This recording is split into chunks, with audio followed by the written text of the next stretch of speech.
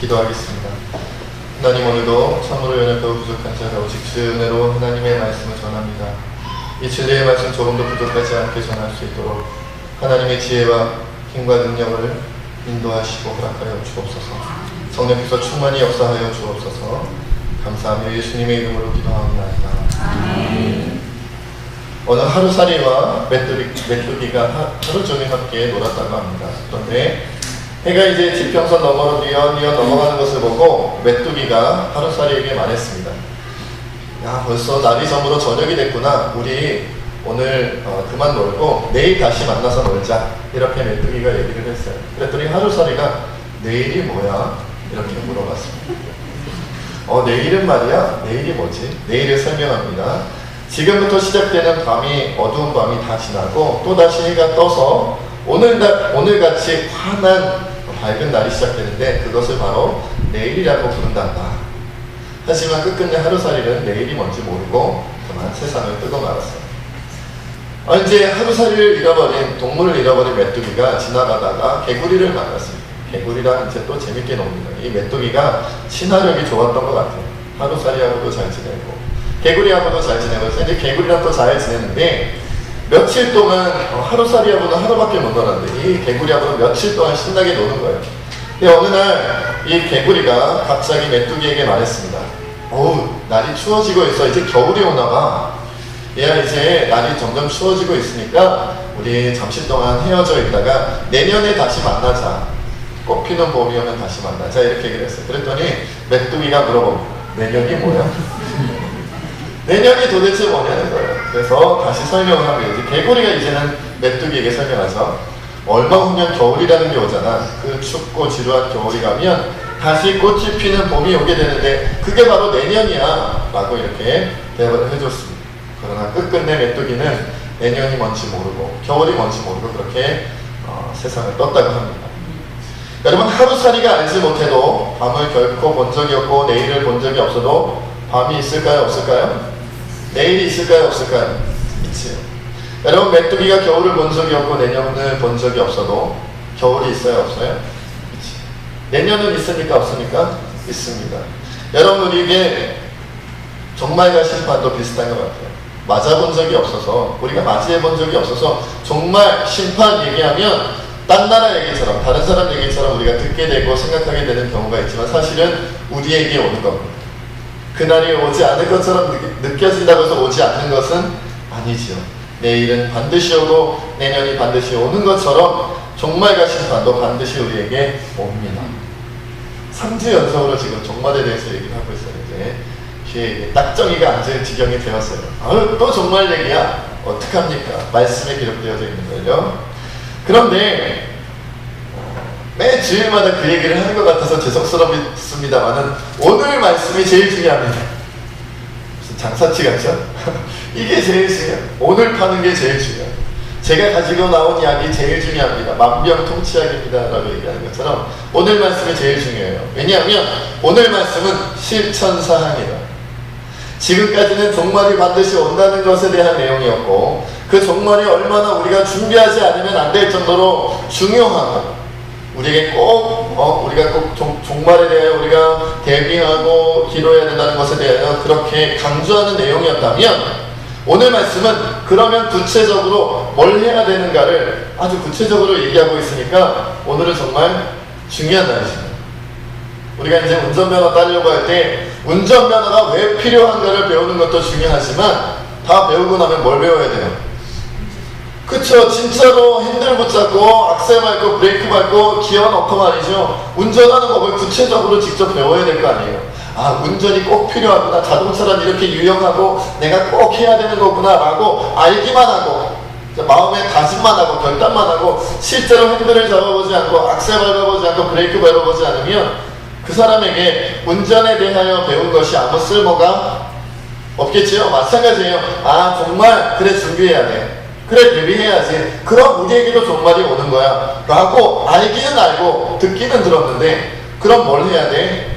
라고 물어봤을 때 대답하지 못한다면 우리는 종말을 아는 것일 수는 있어도 준비하는 것은 아니다라는 것입니다. 그렇다면 오늘 말씀을 통해서 무엇을 준비해야 되는지 좀 살펴보겠습니다. 먼저 35절 말씀에 보니까 이런 말씀이 있어요. 함께 읽겠습니다. 35절입니다. 시작. 이 날은 지구상에 구하는 모든 사람에게 임하리라. 그렇죠. 온 지구상. 우리가 예루살렘 성전 무너지는 거 얘기했을 때만 해도 이거 진짜 유대인들만을 위한 말씀 아니야? 이렇게 생각할 수 있죠. 그런데 오늘 분명히 35절에 뭐라 그랬어요? 이 날은 누구에게 온다? 지구상에 거하는 모든 사람에게 임한다는 거예요. 여러분 중에 화성에서 오신 분 없으시죠? 가끔 화성에서 오신 것 같은 분들도 보입니다만은 금성에서 오신 분 또 저런 얘기한다고 또 힘겨하시는 분들도 있네요. 여러분, 온 지구상에 여러분들이 지구 위에 사는 것이 맞다면 이 말씀은 이 모든 지구인들에게, 지구 위에서 살고 있는 우리 모두에게 필요한 말씀. 왜? 우리 모두에게 임할 것이기 때문에 반드시 임한다는 거예요. 그러면 오늘 말씀은 이 지구에 있는 모든 사람에게 다가오는 그 종말에 대한 실천사항이라고 말씀드렸는데, 먼저 뭐가 나오냐면 종말이 오기 때문에 하지 말아야 할 것이 나오고요. 뒷부분에는 종말이 오기 때문에 해야 하는 것이 나옵니다. 친절하게 다 설명해 주셨어요. 하지 말아야 될 것은 3가지고 해야 할 것은 1가지예요. 하지 말아야 될 게 더 많네요. 자, 그럼 그 3가지를 알아보도록 하겠습니다. 자, 34절 말씀도 함께 읽겠습니다. 시작. 너희는 스스로 조심하라. 그렇지 않으면 방탕함과 수치함과 생활의 염려로 마음이 둔하여지고 뜻밖의 그날이 엿과 같이 너희에게 임하리라. 조심해야 될 것 3가지를 얘기했어요. 이 3가지를 조심하지 않으면 어떻게 돼요? 마음이 어떻게 된다고요? 둔해진다는 거예요. 쉽게 얘기하면 지금은 뭐에 대해서 얘기하고 있어요? 계속 정말 이 종말에 대해서 얘기하고 있잖아요. 그러니까 마음이 둔해진다는 것은 뭐냐면 이 3가지를 우리가 조심하지 않으면 마음이 둔해져서 종말에 대한 얘기가 귀에 안 들어온다는 얘기예요. 그리고 종말에 대한 그 말씀이 귀에 들어오지 않고 마음이 둔해지면 어떻게 된다고요? 종말이 갑자기 맞이하게 됩니다. 오는 줄도 모르고 있다가 갑자기 딱 덫과 같이 저기 덫이 있구나, 내가 한 10분만 놀고 있다가 저 덫에 걸려야지 하는 짐승이 있을까요? 이렇게 쉬운 질문을 해도 한 번도 대답하는 걸 본 적이 없어요. 그죠? 여러분, 사슴이 뛰놀다가 말이죠, 뛰노는 것 같나요? 막 뛰놀다가, 아니 멧돼지가 막 뛰놀다가 저기 덫이 있네, 1시간만 친구들과 놀다가 1시간 뒤에 사냥꾼을 실망시키면 안 되니까 내가 조용히 발을 얹어야지, 착하다, 그 덫에 걸리겠다, 이렇게 다짐하는 멧돼지나 사슴이 있겠냐고요. 있어요? 없지요. 그런 짐승은 없을 거예요.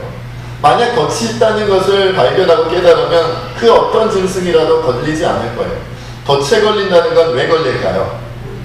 덫이 거기 있는 줄 모르는 거죠. 그리고 덫에 걸리면 어떻게 되는지 모르는 거예요. 그러니까 걸리죠. 덫에 걸리면 어떻게 될까요? 사슴. 멧돼지가 덫에 걸리면 어떻게 될까요? 그 사냥꾼이 집에 데려다가 곱게 씻어주고 영양제를 먹여주면 포동포동 잘 찌워서 잘 먹고 잘 살 수 있게 해주지요? 그런가요? 대답 안 하시는 거 보니까 그렇게 생각하시는 것 같은데 여러분, 멧돼지 사슴을 잡는 이유는 뭐 다른 이유가 없어요. 그 사냥꾼이 어떻게 해요? 자기가 원하는 바대로 다 사용하려는 거예요. 그리고 대부분의 경우는 어떻게 해요? 잡아 죽여서 먹든지 박제를 하든지, 아무튼 그 사슴과 멧돼지, 그 짐승을 위해서 하는 건 아니에요. 사냥꾼을 위해서, 그리고 사람들을 위해서 그 생명을 취하려는 거라는 거지. 그러니까 여러분, 우리가 마음이 둔해져서 종말이라는 덫이 있는 줄도 모르고 있다가 딱 걸리면 어떻게 되는 거예요? 죽는 거예요. 비참하게 되는 거죠. 사냥꾼의 목적은 우리를 살리려 하는 게 아니라 죽이려는 거예요. 그러니까 종말의 덫에 딱 걸리면 종말이 와서 우리를 어떻게 하려는 거냐면 우리를 곱게 잘 키워주려는 게 아니라 죽이려는 거라는 것이죠. 그렇다면 이 3가지가 먼저 살펴봅시다. 첫 번째는 뭐예요? 방탕함이다. 방탕함이라는 것은 알듯 모를 듯 하죠. 방탕하면은 아는 것 같은데 또 방탕에 대해서 설명해 보세요. 그러면은 뭐죠? 방탕, 물란한 거 이런 거 생각나긴 하는데, 그래서 제가 영어 성경으로 이게 뭐라고 쓰여져 있는지 찾아봤어요. NIV 성경에 보니까 발음은 중요하지 않습니다. 여러분 아시죠? 디서페이션 뒤에 악센트가 있더라고요. 디서페이션. 이 단어는 사전에 찾아보니까 낭비, 방탕, 무절제한 생활 방식, 폭음, 무절제 이렇게 뜻이 정해져 있어요. 다시 말하면 절제가 안 되는 거예요. 뭔가를 하는데 절제가 안 돼요. 막 낭비하고요, 막 폭음하고요, 무절제하게 이것저것 막 하는. 그러니까 자기가 이 정도만 하고 절제해야 되는데, 이 정도만 하고 절제해야 되는데, 내가 어디 빠져있든지 간에 어디 한번 빠지면 그것이 무엇이든지 간에 절제하지 못하기 때문에 자기 몸도 망치고 자기 마음도 망치고 자기 인생도 망치게 되는 것, 그게 많다는 거예요. 절제가 안 돼. 절제가 안 돼. 조금만 하고 말아야 되는데, 우리 애들한테 말이죠, 게임기 사다 주면서 게임기는 하루에 30분씩만 하는 거야. 그리고 30분 주고 스스로 알아서 하게 하면 우리 자녀들이 딱 30분만 하잖아요. 그죠? 절대 30분 내로 안 끝납니다. 막 혼나고, 너 이러려고 내가 게임기 사다 준 게 아니야, 너 공부 열심히 하라고, 잠시 잠깐 너에게 기쁨을 주려고 사준 거지, 이거 사다 줬으니까 열심히 너가 생활을 하는 거 아니야 라고 100번, 1000번, 10,000번 얘기해도 꼭 30분 넘어가요. 혼내지 않으면, 지적해주지 않으면. 그것이 어린아이 입장에서 보면 뭐가 되는 거예요? 방탕이 돼요. 어른들도 마찬가지다라는 거예요. 뭔가 내가 즐기는 게 있어요. 내가 뭔가 좋아하는 게 있어요. 내가 뭔가 이렇게 사랑하는 게 있어요. 그런데 그것 때문에 내 다른 해야 할 것들을 감당하지 못할 정도로 빠지는 거예요. 뭔가 그것이 무엇이든 상관할 거가 아니에요. 어떤 종류의 것이든지 간에 그것이 정말 오늘 말씀에 있는 것처럼 그것이 폭음이든지, 아니면 우리가 무슨 취미생활로 하는 어떤 스포츠든지, 아니면 어떤 우리가 카드놀이라든지 뭐라도 좋아요. 무엇이라 할지라도 그것 때문에 내가 세상의 일상생활에 망가짐이 있다면, 절제하지 못함이 있다면 그게 바로 방탕입니다. 종말이 오는데 방탕에 빠지면, 절제하지 못하면 어떻게 된다고요? 마음이 둔해져서 덫에 걸린다. 방탕. 절제력이 있어야 돼요. 절제력. 무엇이든지. 자, 두 번째는 뭐죠? 두 번째는 술 취함입니다. 말씀에 있어서 전하는 거예요. 누구 듣고 찔리라고 말씀드리는 게 아니고요. 아니, 성경이 있잖아요. 성경에 있는 걸 어떻게 해요? 여러분 아시죠? 제가 지금 누가복음을 순서대로 설교하고 있기 때문에 벗어날 수가 없어요. 있는 걸 어떻게 해요? 술 취함이 있어요. 여러분, 제가 설교할 때 담배에 대한 설교, 술 취함에 대한 설교, 헌금에 대한 설교, 이게 참 어려워요. 왜요? 오해하기 참 쉽거든요. 오해하기도 쉽고, 오늘날 이 부분에 대하여 설교하는 것처럼 우리 성도님들이 받아들이기 힘들어하는 내용이 별로 없는 것 같아요. 그리고 또 이 설교가 어려운 이유는 눈으로 확인하기에 너무 분명해. 예를 들어 미워하지 마세요. 이거는요, 미워하는지 안 하는지 잘 모르니까 그냥 설교 말씀 잘 지키시겠지 이러고 넘어갈 수도 있어요. 근데 문제는 뭐예요? 술 취하면 보여요, 안 보여요? 네?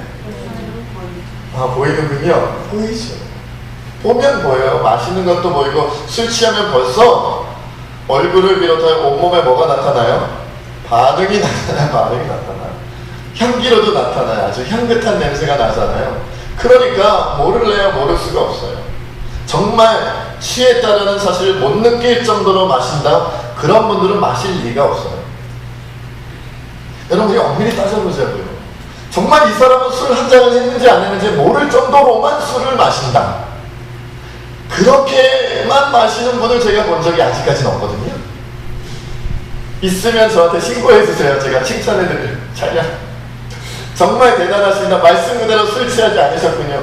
그러나 제가 만나본 열이면 열, 100이면 100 다 취하세요. 다 취하세요. 제가 보기에는. 술 취하지 말란 말씀은 있지만 술 먹지 말란 말씀은 없잖아요. 그래요. 그렇게 따져보자고요. 그런데 정말로 안 취하세요? 정말로? 그러면 그 냄새는 뭔가? 그 얼굴은 뭐며 그 행동은 뭔가요? 그 모습은 뭔가요? 여러분, 당당하게 여러분이 나는 정말 취하지 않을 정도로 술을 마셨다 하고, 그러면 정말로 경찰서에 가서 물어보시라니까. 물어보시라니까. 거기서도 인정받을 수 있으면 인정해드릴 수 있어요. 정말 안 취하셨군요. 이렇게. 여러분, 그렇다면 왜 이렇게 술에 대한 내용이 성경에 자주 등장할까요? 여러분, 제가 성경 66권을 만약에 순서대로 다 설교한다면 여러분 술에 대한 설교를 되게 많이 들으셔야 돼요. 굉장히 자주 들으셔야 돼요. 왜냐하면 성경에서 술에 대한 내용이 되게 많아요. 생각보다 많아요. 자주 등장해요. 여러분 숙제된다. 퀴즈를 하나 낼게요. 성경에 교회라는 단어가 많이 나올까요? 술이라는 단어가 많이 나올까요? 술이라는 단어가 훨씬 많이 나와요. 훨씬 많이. 여러분, 우리가 생각하는 이것이 더 성경 내용에 많을까요? 저것이 더 성경 내용에 많을까요? 우리가 생각하는 것보다 무엇에 대한 내용이 많으면 술에 대한 내용이 많아요. 왜냐하면 왜 그럴까요? 왜 하나님께서는 구약 성경에도 신약 성경에도 술술 말씀하셨을까요? 재밌게 얘기해 보려고 했는데 표정만 굳어지시네. 왜 그럴까요? 왜 술 얘기 그렇게 많이 하셨을까요? 왜냐하면 성경은 무슨 책이다? 예수님 믿으라는 책, 하나님 믿으라는 책이고, 그리고 조금 더 부연 설명하자면 예수님 어떻게 믿으라는 거예요? 잘 믿으라는 거고, 하나님 어떻게 믿으라는 거예요? 잘 믿으라는 거죠. 다시 말하면 성경 66권은 예수님을 믿기는 믿는데 잘 믿으라는 책이에요. 그래야 뭘 받아요? 구원도 받고 복도 받고 은혜도 받고. 너도 나도 다 줘. 근데 그걸 설명하려니까 뭘 꼭 설명해야 되는 거예요? 술 얘기를 빼먹을 수가 없는 거예요. 술 얘기를 빼먹으면 신앙생활, 예수님 잘 믿는 거하고 연관지어서 설명하기가 어려운 거예요. 그러니까 예수님도 어쩔 수 없이 하는 거예요. 술 얘기를 자꾸 하는 것이죠. 그래서 제가 한번 성경에서 술에 대한 사건 사례를 제가 한번 말씀을 드려볼게요. 어떤 일들이 있었는지. 깜짝 놀랄 만한 사람들이 술에 넘어갔어요. 봅시다. 첫째, 성경에서 제일 먼저 술에 넘어가서 문제 일으켰던 사람이 누구냐면 노아예요. 노시성을 가진 노아가 어떻게 했어요? 뭐한 사람이에요? 방주 만들어서, 노아의 방주. 노아의 방주 만들어가지고 짐승 다 태워가지고 짐승 다 살리고 말이죠. 세상 사람들은, 다른 지구상의 모든 생물들은 다 물에 빠져 죽었을 때 노아는 살았죠. 8명의 가족들과 함께. 그런데 문제는 뭐냐? 노아의 방주 사건 이후에 노아가 뭐가 괴로웠는지 아니면 뭐가 즐거웠는지 만취해버렸어요. 포도주 마시고 만취해서 노아의 또 뭐라 그러나요? 술 먹고 난 다음에 습관, 그걸 뭐라 그러나요? 네? 주사. 그렇죠. 그 주사가 벌거벗는 거였어요. 왜 그런지 몰라. 좀 곱게 마시더라. 곱게 마셔야지. 다 마시고 만취한 다음에 옷을 시로라기 하나 걸치지 않고 다 벗었어요. 그것을 그 아들이었던 함이라는 그의 아들이었던 함이 가서 보고 이제 가족들한테 얘기한 거예요. 우리 아버지 지금 술에 취해가지고 다 먹고 얼레리 꼴레리 하고 있다 막 이러고. 그리고 이제 다른 아들들이 가가지고 몰래 뒷걸음질해서 아버지의 하체를 보지 않기 위해서, 아버지 그 부위를 보지 않기 위해서 몰래 옷을 가지고 뒤로 걸어 들어가서 살짝 가려주고 나오잖아요. 그리고 나서 노아가 어떻게 하는 줄 아십니까? 술에 깬 다음에 자기 아들이 자기 하체를 보고 자기 그 벌거벗은 모습 보고 사람들한테 놀린 것을 알고 나서는 노아가 저주를 해요. 함이라는 아들이 잘못했는데 누구를 저주해요? 함의 아들 가나안을 저주해버려요. 그래서 대대로 가나안 가문 자체가 저주받아버려요. 뭐 때문에? 사실은 술이 시작돼요. 술 때문에. 두 번째 사건이 또 있어요. 두 번째 사건은요, 소돔과 고모라가 멸망당하고 나서 롯이 사실은 두 딸과 아내와 그리고 그 딸의 이제 남편들과 함께 도망치려고 했는데, 딸의 남편들은 무슨 종말이에요, 말도 안 돼요, 안 믿었고, 아내는 뒤를 돌아보지 말라고 했는데 돌아봤다가 뭐 됐어요? 설탕 기둥 됐나요? 네, 소금 기둥. 그래서 롯과 두 딸만 도망쳤잖아요. 그런데 이 두 딸이 생각하기에, 야, 우리 주변에 남자라고는 우리 아빠밖에 없다. 우린 여자니까 자녀를 생겨서 아이를 낳아야지 우리 가정이 살아날 텐데 어떻게 하면 좋을까? 이런 무시무시한 생각을 했어요. 왜냐하면 소돔과 고모라가 그랬던 것 같아요. 문화 자체가. 소돔이라는 나라, 고모라라는 나라 자체가 되게 성적으로 문란한 도시였단 말이에요. 그러니까 그런 거 보고 배운 거지. 가족들 간에도 막 그렇고 그런 거. 그래서 어떻게 하느냐, 우리 아빠 롯은 그냥 얘기하면 말을 들을 사람이 아니야. 아유, 그래도 또 하나님 믿는다고 말이지, 야, 하나님 믿는 사람이 어떻게 딸하고 관계를 가져서 자녀를 갖게 하냐, 이렇게 얘기할 게 틀림없어. 두 딸이 또 지혜를 짭니다. 어떻게 짰어요? 술을 먹였어요, 아빠한테. 아버님, 막 이렇게 했지. 알랑방구를 좀 꼈겠죠. 아버님, 그래요, 어머니도 이러시고 또 동네 사람들 다 이러시고 얼마나 마음이 적적하고 힘드세요. 저희가 딸로서 아버지를 뵈니까 너무 마음이 아파서 아버지를 위해서 우리가 술을 준비했어요. 좀 드세요. 그러니까 또 아버지께서 또 감격했겠지. 또 그래, 너희가 또 내 마음을 알아주는구나. 얼마나 마셨겠어. 마음이 괴로우니까. 정말 노아에 이어서 두 번째로 아주 만취를 해버렸겠죠. 아주 만취를 했어요. 아주 그냥 정신을 잃어버릴 정도로 만취를 했어요. 그래서 첫째 날은 첫째 딸, 큰 딸이 가서 아빠랑 자요. 또 확률도 높아. 한 번에 그냥 애가 생겨버렸네. 다음 날은 누가 들어갔어요? 또 술 먹여? 또 술. 롯도 술을 굉장히 좋아했던 모양이에요. 또 마셔. 어젯밤에 큰 딸이 자기랑 잤다는 사실도 기억 못할 정도로 만취를 한 거예요. 둘째 날 또 먹이니까 또 마셔요. 또 만취해버렸네.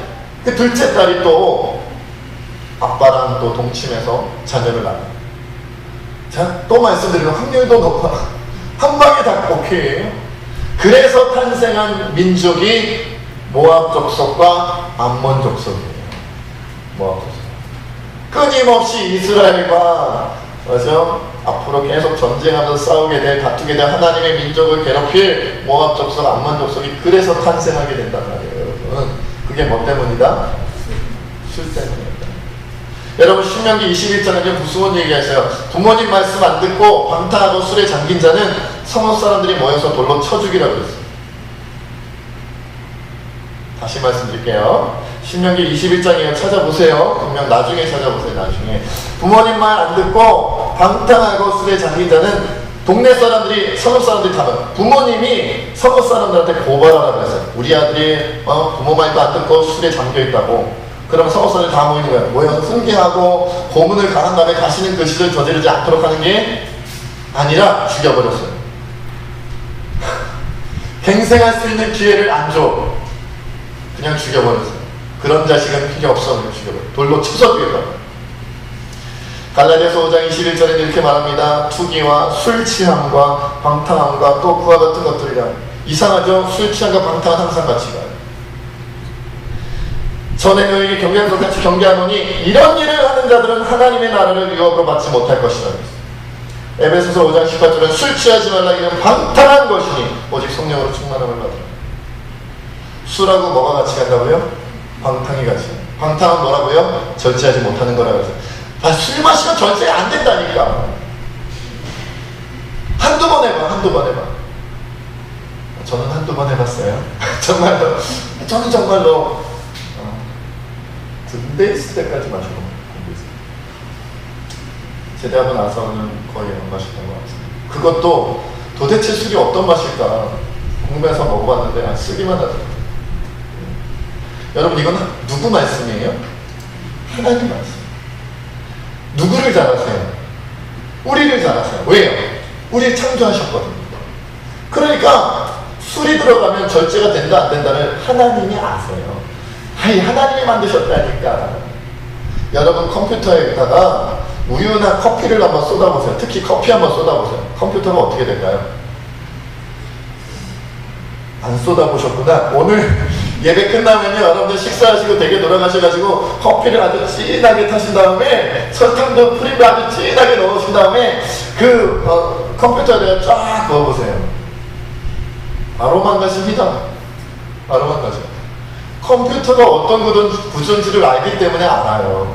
컴퓨터가 어떤 구조인지를. 사람이라는 존재는요, 구조상 술 들어가면 다음 잔이 들어가게 돼 있어요.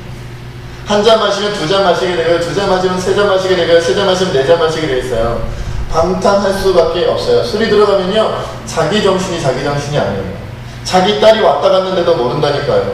자기 아들이 왔다 갔는데도 모른다니까요. 자기 딸을 임신시켜버렸다니까요. 그게 성경에 기록되어져 있는 인물의 얘기예요. 이것만인가요? 이것만으로 우리가 이 성경에만 있는 얘기를 할 수 있겠어요? 오늘날 우리 주변에 술 때문에 벌어진 끔찍한 일들이 얼마나 많은지 여러분들이 아시잖아요. 모르시면 순진한 거. 저는 안 순진해서 알아요. 그러면 아까도 말씀드렸던 것처럼 술 취하지 않기만 하면 되는 거 아니에요? 그리고 꼭 이렇게 얘기하시는 분이 있어요. 예수님도 포도주를 즐기셨다고 성경에 기록되어져 있잖아요. 심지어 첫 번째 기적은 뭐예요? 가나의 혼인잔치에서 물로 포도주를 만드셨잖아요. 꼭 이렇게 말씀하시는 거예요. 성경에서요, 포도주와 독주는 분명히 구별해서 얘기하고 있어요. 성경에서요, 포도주와 독주는 구별하고 있어요. 포도주는 음료수고 독주는 술이에요. 성경에서. 그러면 팔레스타인 지역 사람들이 왜 포도주 만들어 먹었는지 아시죠? 그 나라는 물이 안 좋아서요. 물 마시면 바로 배탈 나고 병 걸린단 말이에요. 그냥 맹물 마시면. 우리나라에서는 물이 깨끗하지 않아요. 그러니까 그걸 발효시켜서 먹어야 몸이 버티는 거예요. 그래서 포도주는 음료수지 술이 아니에요, 그 사람들한테는. 그러나 그것마저도 많이 마시면 안 되니까 술을 취하지 말라 그런 거예요. 아예 입에도 대지만 그럴 수가 없잖아. 팔레스타인 지역에다가 말씀을 준 거잖아요. 구약 성경, 신약 성경 누구한테 제일 먼저 주셨어요? 유대인들, 팔레스타인 지역에 살고 있는 유대인들한테 먼저 주셨잖아요. 그리고 나서 세계로 뻗어나간 거잖아요. 전 세계로 5대 6대주로. 그러면 당연히 술을 입에도 대지 말라 말을 못하지. 왜냐하면 그 지역에서는 그 포도주를 마시지 않으면 음료수가 없는 건데 목말라 죽어라 이 얘기는 아니잖아요. 그래서 어쩔 수 없이 술 취하지 말라 그런 거예요. 알아셔야 돼요. 알아셔야 돼요. 그리고 여러분, 정말로 안 취하냐고 다시 말씀드리죠. 정말로 안 취하냐고. 아니면서, 아닌 거 여러분 스스로가 더 잘 아시면서 그런다.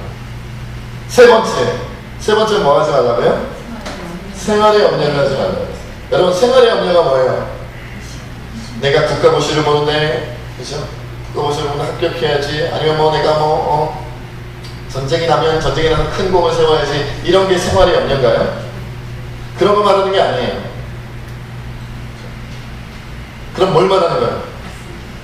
원초적인 거. 먹고 사는 문제. 아, 내가 100만 원 가지고 먹고 살 수 있는데 1000만 원 좀 생겼으면 좋겠다. 이런 고민을 얘기하는 게 아니에요. 100만 원이면 내가 한 달 먹고 살 수 있지만 기왕이면 부자로 살았으면 좋겠으니까 1억 원, 100억 원, 1000억 원쯤 있었으면 좋겠다. 이런 염려를 말하는 게 아니라 생활의 염려는 뭐냐면 진짜 오늘 하루를 살아가는 생계 유지를 위한 염려를 말하는 거예요.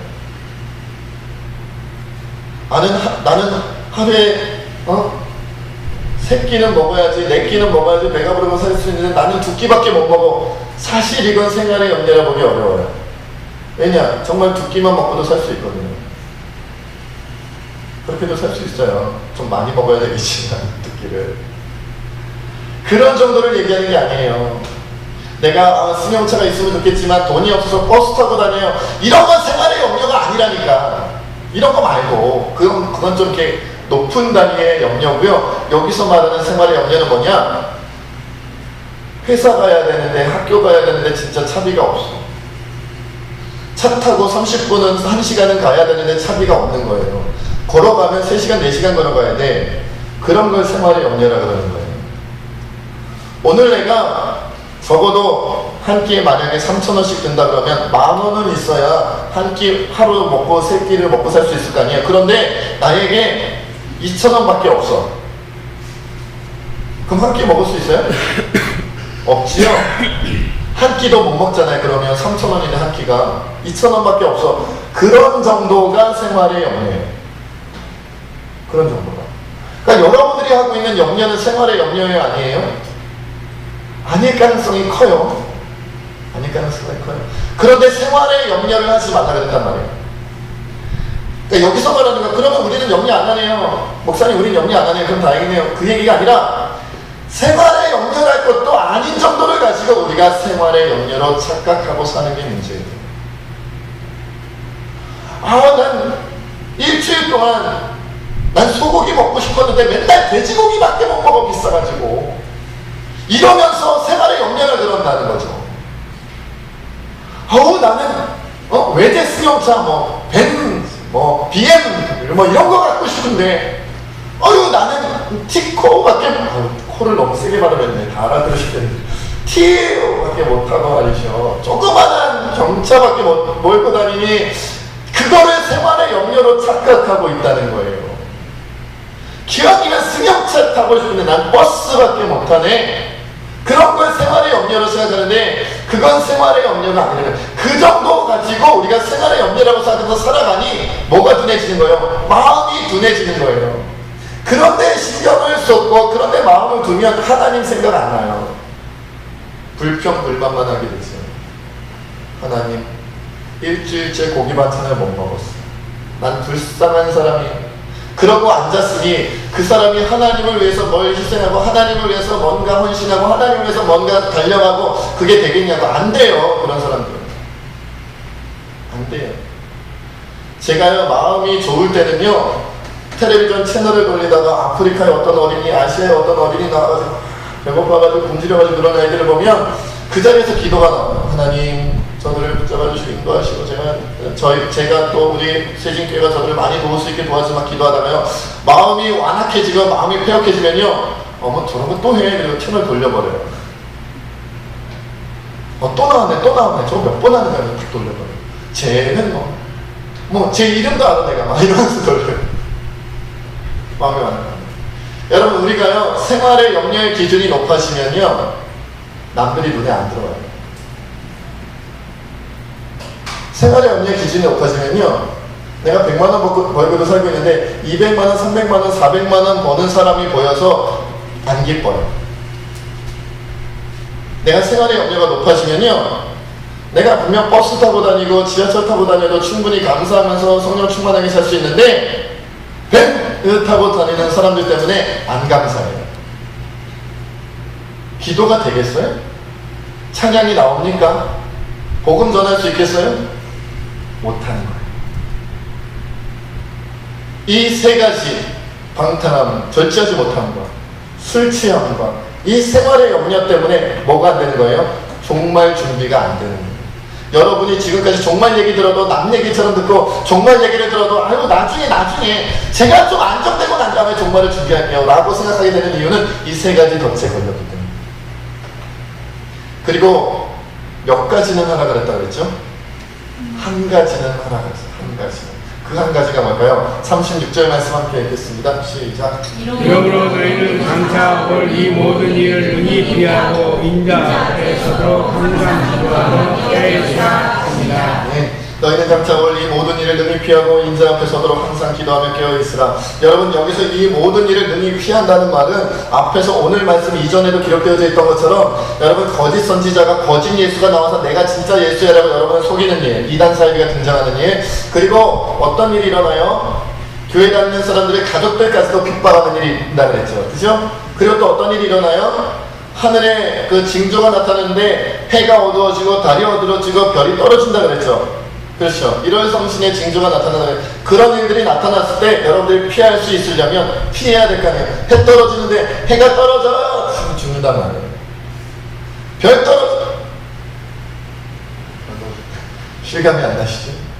별 떨어져요. 그러다가 죽는단 말이에요. 그러니까 그걸 피하려면 뭐 하라는 거예요? 기도하면서 깨어있으라는 거예요. 기도하면서.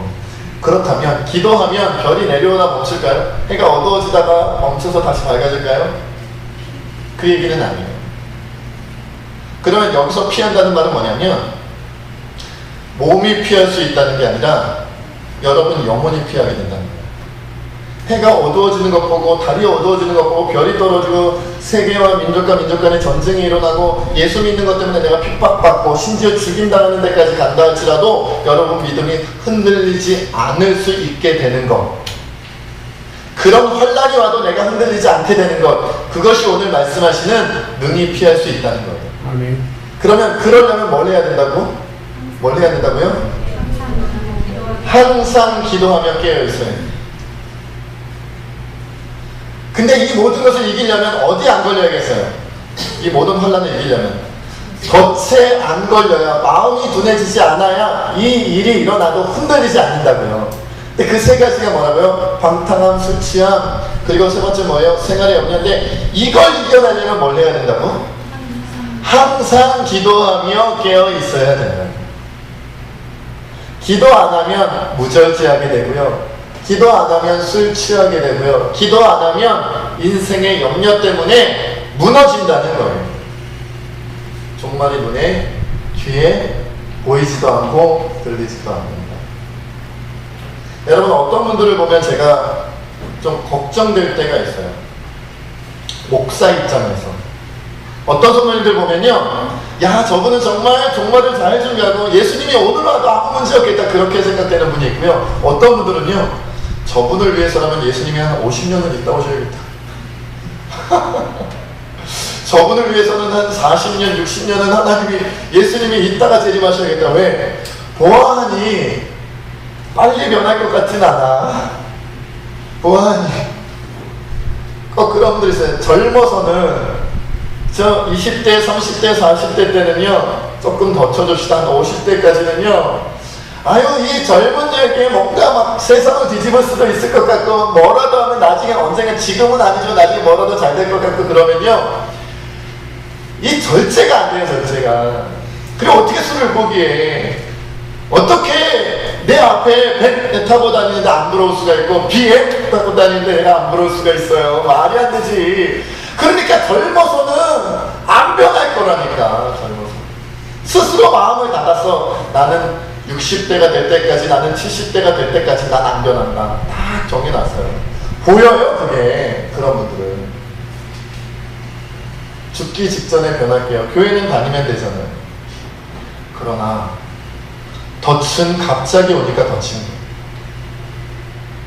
마태복음 24장에 좀 길지만 제가 빨리 얘기했습니다. 이런 말씀이세요. 노아의 때와 같이 인자의 마지막 임함도 그러하리라. 홍수전에 노아가 방주에 들어가던 날까지 사람들이 먹고 마시고 장가들고 시집가고 있으면서 홍수가 나서 그들을 다 멸하기까지 깨닫지 못하였으니 인자의 임함도 이와 같으리라. 그때 두 사람이 밭에 있음에 한 사람은 데려가고 한 사람은 버려둠을 당할 것이요, 두 여자가 맷돌질을 하고 있음에 한 사람은 데려가고 한 사람은 버려둠을 당할 것이니라. 그러므로 깨어있으라. 어느 날에 너희 주가 임하는지 너희가 알지 못함이니라. 너희도 아는 바니 만일 집 주인이 도둑이 어느 시각에 올 줄을 알았더라면 깨어있어 그 집을 뚫지 못하게 하였으리라. 이러므로 너희도 준비하고 있으라. 생각하지 않을 때에 인자가 오리라. 아니, 생각할 때 오면 예수님 아니에요. 여러분, 이단 사입이가 왜 이단 사입인지 아세요? 눈에 보이도록 오잖아. 자기가 예수님이래, 내가 재림했대. 근데 눈에도 보이고 귀에도 들리고 우리가 알잖아. 그러니까 가짜라는 거예요. 진짜 예수님은요, 다시 올 때 우리가 모르게 온다고요.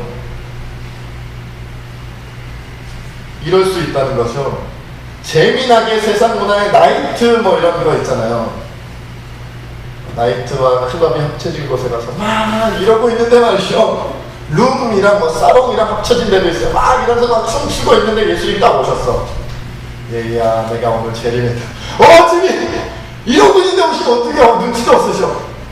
그죠 말이죠. 예수님 다시 오신대. 야, 뭐라 마셔라. 나는 고래야. 막 이러면서 말이죠. 뭐라 마시라. 너 이렇게 조그만 잔에 마시냐? 난 좀 대접에 마셔야 돼. 마시면 막 이렇게 대야에다가 막 마시고 말이죠. 뭐라 마시라. 가지고 건강하게 취했는데 말이죠. 예수님 딱 재림하셨어. 난 너의 그 예수님이다. 내가 다시 왔노라. 지금 술 깨고 나서 얘기합시다. 이럴 수 있다는 거예요. 그리고 말이지, 나는 아직 벤츠를 한 번도 안 타봤고 BMW를 한 번도 안 타봤고 나는 아파트를 가져본 적도 없는데 말이죠, 적어도 화장실이 2개는 집에 있는 집을 한번 살아봐야 될 거 아니에요. 그러기도 전에 지금 딱 나타났어. 주님, 내일 이쯤데 오늘 오시면 어떡해. 화장실 2개짜리 집에 내일 이사 간단 말이에요, 하나님. 근데 오늘 오시면 어떡해. 하루라도 내가 살았어야지. 그러면 어떡하냐, 그러면. 그래서 예수님, 사실은 예수님 위해서 제가 지금까지 아무것도 못했어요. 왜? 방탕한 거, 술 취한 거, 생활의 염려 때문에 예수님 위해서 기도할 시간도 없었고, 찬양할 시간도 없었고, 예배드릴 시간도 없었고, 전도할 시간도 없었고, 봉사할 시간도 없었어요. 정말로 없었어요?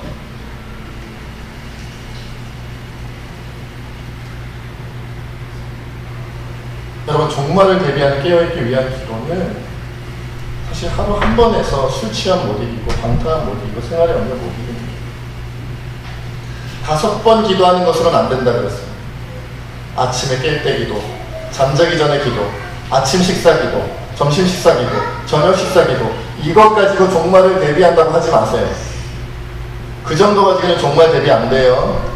그것도 안 하는 분이면 문제가 더 큽니다.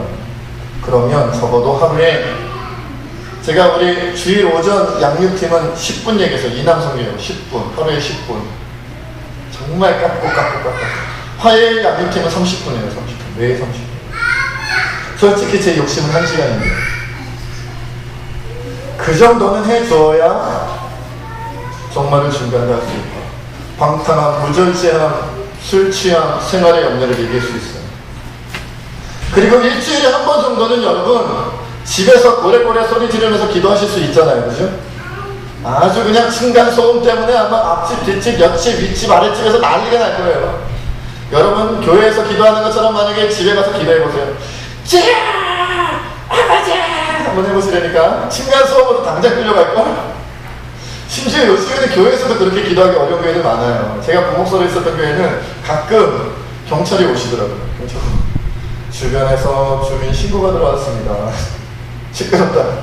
그런데 우리 교회는 그래도 감사한 게 찬양하고 기도한다고 주민 신고 들어온 적은 없잖아요. 그러니 얼마나 감사해.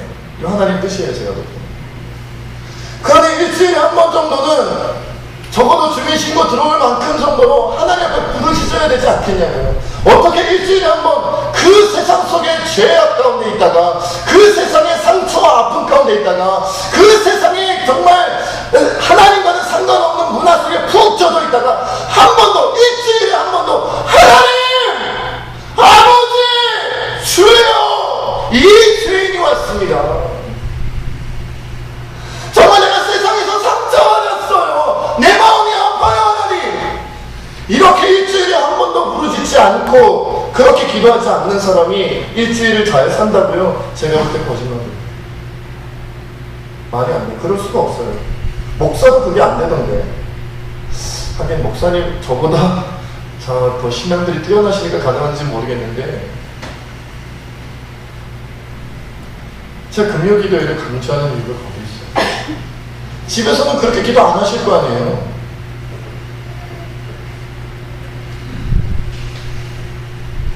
그렇게 해봐야 1년에 52번이에요. 금요일은. 그나마도 몇 번은 빠지잖아요. 이런 이유 저런 이유로. 그럼 30번 40번 했다고 칩시다. 그 정도밖에 안 하는 거예요, 우리가. 마지막으로 한 가지 말씀만 드리고 마무리 짓도록 하겠습니다. 어느 날 유명한 부흥사 무디 목사님이 어떤 여자 교인 한 사람을 찾아와서 어떤 여자 교인 한 사람이 찾아와서 이런 말을 했대요. 오랫동안 신앙생활하는 건데, 목사님, 제가 아무리 큰 죄를 범해도 하나님 저를 그냥 내버려 두시네요. 아마도 하나님은 계시지 않는 것 같아요. 안 살아계신 것 같아요. 이렇게 얘기를 했다. 자, 무디 목사님이 이렇게 얘기하는 거죠. 부인은 지금 하나님이 계시지 않다는 것을 증명한 것이 아니라 부인이 그리스도인이 아니라는 사실을 증명하고 계신 겁니다. 깜짝 놀라서 이 부인이 얘기를 하는, 무슨 소리예요, 목사님? 제가 교회를 얼마나 오랫동안 다녔는데요. 제가 직분이 여기는 직분은 안 나왔는데 제 느낌에 제가 집사예요, 집사. 제가 안수 집사예요, 제가 권사예요, 제가 장로, 제가 목사예요. 무슨 그런 말씀을 하세요. 내가 하루 이틀 교회 다녔나? 내가 10년, 20년, 30년, 40년 교회 다녔는데 제가 그리스도인이 아닌 게 아니라 하나님이 안 계신 거겠죠. 그랬더니 무디 목사님이 이렇게 대답을 하십니다. 제가 아는 하나님, 나 무디가 만난 하나님은요, 만약 당신이 그리스도인이 맞다면 절대로 하나님께서 그냥 내버려 두시지 않았을 겁니다. 그런데 하나님께서 당신을 그대로 내버려 두셨다면 하나님이 안 계신 게 아니라 당신이 그리스도인이 아닌 겁니다. 여러분들에게 똑같이 말씀드리겠습니다. 제가 10년, 20년, 30년, 40년, 50년 교회 다녔습니다. 그거는 접어두고요. 그것 때문에 천국 가는 거 아니니까요. 제가 집사입니다, 장로입니다, 권사입니다, 안수집사입니다, 목사입니다, 전도사입니다. 그거 치우고요. 제가 죄를 저지르고 그 속에 빠져있고 제가 방탕하고 술 취하고 제가 생활의 얽매로 찌들려 있는데도 하나님 말씀대로 살지 않는데도 내가 기도하지 않고 깨어있지 않는데도 내가 매일 기도하지 않냐고 일주일에 한 번도 주님 앞에 부르짖지 않는데도 하나님은 나를 내버려 두십니다 라고 고백하시는 분, 그렇게 대답하실 수 있는 분이 있다면 심각하게 여러분 신앙을 돌아보세요. 하나님이 안 계신 게 아니라 여러분이 하나님의 그리스도인이 아닌 것은 아닐까. 진짜 구원받았어요? 진짜 그리스도인이에요? 천국과 종말이 두렵지 않으십니까? 그렇다면 지금 하던 대로 하셔도 돼요. 두렵다면, 갑자기 오기 때문에 언제인지 알지 못하여 두렵다면 지금부터 시작하셔야 돼요. 기도하겠습니다. 아버지 하나님,